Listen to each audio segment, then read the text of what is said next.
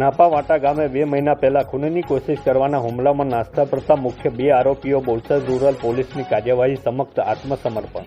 Borsad rural police station 2024 BNS કલમ 109(1), 115(2), 118(1), 352, 351(3), 54 તથા GP act 135 મુજબનો ગુનો તારીખ 7/10/2024ના રોજ દાખલ થયેલ છે, જેમાં 3 આરોપીઓ દ્વારા હુમલો કરવામાં આવેલો. જે તપાસમાં આરોપી દિલાવરસિંહ દિલીપભાઈ ઉર્ફે અભયસિંહ ઉર્ફે બચુબા ઉર્ફે ગેડ માસ્ટર રાણા 1 મહિના પહેલા પકડી પાડી કાયદેસરની કાર્યવાહી કરવામાં આવેલ. ત્યારબાદ સદર ગુનાની નાસ્તા પડતા મુખ્ય 2 આરોપીઓ પકડી પાડવા શ્રી DR ચૌધરી સાહેબ પોલીસ ઇન્સ્પેક્ટર તથા Shri SM Patel police sub inspector Borsad rural police સ્ટેશનનાઓ 2 ટીમ બનાવી તપાસ કરતા આરોપીઓ હાઈકોર્ટ અમદાવાદ ખાતે આગોતરા જામીન માટે ગયેલા છે, પરંતુ હાઈકોર્ટ અમદાવાદ બનાવની ગંભીરતા દેખી આગોતરા જામીનમાં દલીલો થતા આરોપીઓ પક્ષે આગોતરા જામીન અરજી પરત ખેંચી લેવાઈ છે.